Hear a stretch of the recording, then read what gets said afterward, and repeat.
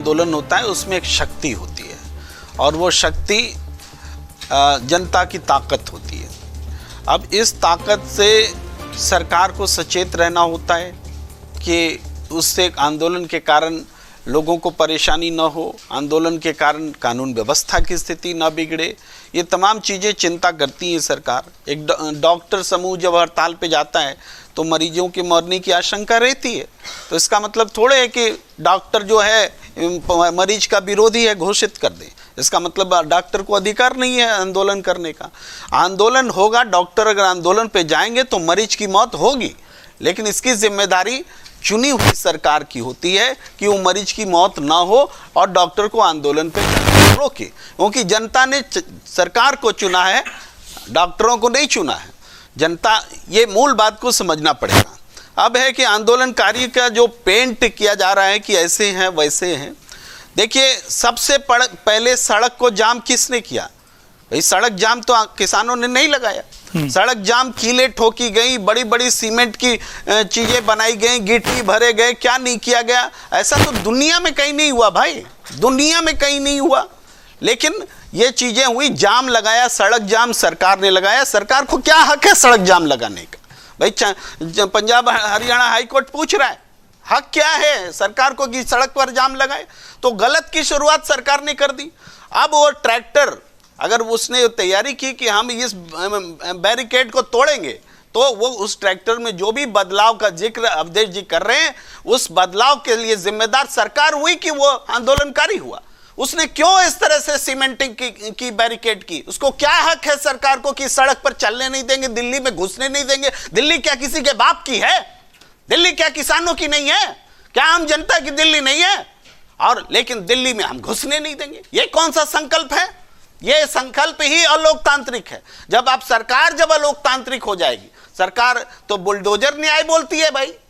Bulldozer से किसी को कुछ भी कर लो। आप रिपोर्टिंग कर रहे हैं, आपकी रिपोर्टिंग अगर अगेंस्ट में होगी सरकार की, तो सरकार जाके आपका बुलडोजर से घर गिरा दे सकती है।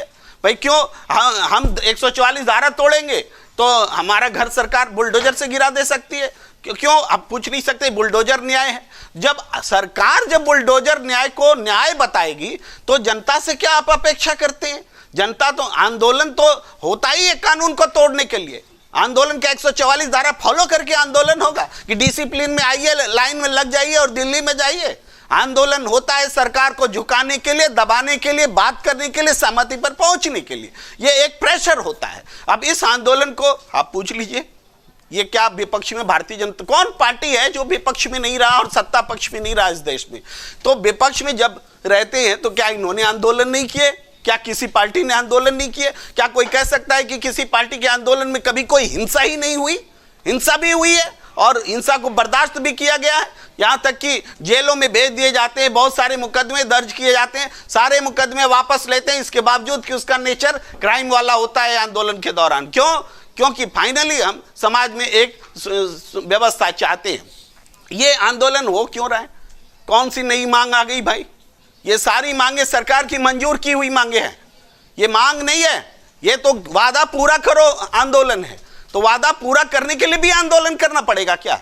जो आपने कमिट कर दिया कि हम कानून वापस लेते हैं, काला कानून वापस लेते हैं, और उसके बाद में कहा कि अब एमएसपी बनाते हैं। एमएसपी की 37 बैठकें हो गई, उस बैठक के बारे में देश को कुछ पता नहीं है। अब भी कह रहे हैं कि टाइम चाहिए और आंदोलन चाहिए। तो आपको क्या 5 साल के लिए चुनने के बजाय क्या आपको 50 साल के लिए चुना जाएगा? जनता 5 साल आपको चुन के देती है, आप 3 साल में अब तक कोई परिणाम नहीं निकाल सके और अब कहते हैं कि फिर अगली बार चुन के आएंगे। अगली बार चुन के ही नहीं आओगे तुम। तो इसी कार्यकाल में आपको सॉल्यूशन देना पड़ेगा। इसीलिए जनता सड़क पर है और आंदोलन को दोष देना, आप कह रहे हैं कि आंदोलनकारी ऐसे है वैसे। इधर वार्ता चल रही है तो रात में आंसू बम गिराने का क्या मतलब है? रात में आंसू बम गिराएंगे आप? ये इजराइल और हमास की लड़ाई बना दिया है क्या आपने? और ये जो हालात बना दिया, और उसके बाद अगर कोई बेचैनी में कोई प्रतिक्रिया करेगा तो उसको देशद्रोही कहोगे? देशद्रोही वो लोग हैं जो जनता पर, अपनी जनता पर आसमान से बम गिरा रहे हैं।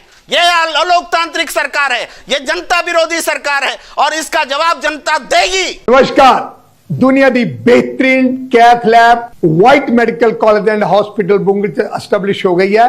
सीधा व्हाइट मेडिकल कॉलेज आओ, इलाज कराओ, ਸਲਾਰੀਆ ਤੁਹਾਡਾ ਭਰਾ ਤੁਹਾਡੇ ਦੁੱਖ ਸੁੱਖ 'ਚ ਹਾਜ਼ਰ ਹੈ। ਧੰਨਵਾਦ।